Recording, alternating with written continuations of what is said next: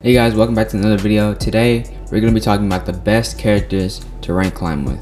But before we get into it, make sure to check out my previous videos. I'm posting non-ABA content and many of you guys have not been able to view those videos, so make sure to check those out. Also make sure to subscribe. We're almost at 1K and only about 4% of you guys are subscribed, so make sure to subscribe. Alright, so when you want to rank climb, you need two things: win percentage and speed. So your win percentage doesn't really matter if you're only winning if you're only playing one match every 10 minutes, and your speed doesn't really matter if you're losing all your matches, so you kind of need a little bit of both to win and climb. Alright, based on this, there are two types of characters I think are best to climb with. The first type of characters are characters that are hyper aggressive and can shave off stocks really fast. So characters like Shinji and Lancer, they can get wins very quickly, but they're not as good if your opponent's running. So if your opponent's running, sometimes you're gonna have to take the loss and move on to the next match. The other type of character are characters that are good against the meta. So characters like Namek, Vegeta, and Bakugo are very good against aggressive characters. They're good against most of the characters that are being played, but they're not as good against characters that maybe aren't in the meta or aren't very aggressive. Some characters that you don't want to play are characters like Rock Lee or Gon, where people are incentivized to run against you.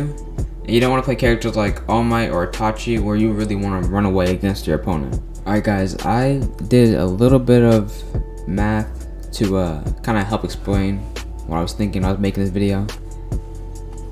These numbers are random, but it's kind of based off of my experience playing these types of characters. So let's get into it. So the first number, I'm kind of doing records based on how much you would play as a certain type of character. So if you're playing an average character, you might get 6 wins and 4 losses, which is pretty average, maybe slightly above average. It's about a 60% win rate. Then if you're playing a really aggressive character, you might go 8 and 5, so that's about 61% win rate. Even though you're losing more matches, you're also winning more matches, and you're just playing more matches overall. Now if you play a character that's good against the meta, you might go something like 6-3. That's a 66% win rate, which is better than the other two, but you're also playing less matches, but you're also losing less matches at the same time. So out of all these numbers, if you're playing just the average character, you might only net 2 wins, but if you're playing the other two types of characters, you might net 3 wins. And that's just what I've found based off my experience. Playing an average character, you're going to have an average amount of wins. But if you play a character that's specifically good for win percentage or specifically good for amount of matches played, then I feel like you can maximize the amount of net wins you get. And also, I made up these numbers, so they're completely random, but they are based off my experience. And that's why I think you should try to play a character that's good against the meta with the good win percentage, or just you could play a lot of matches so you can just overall win a lot of matches.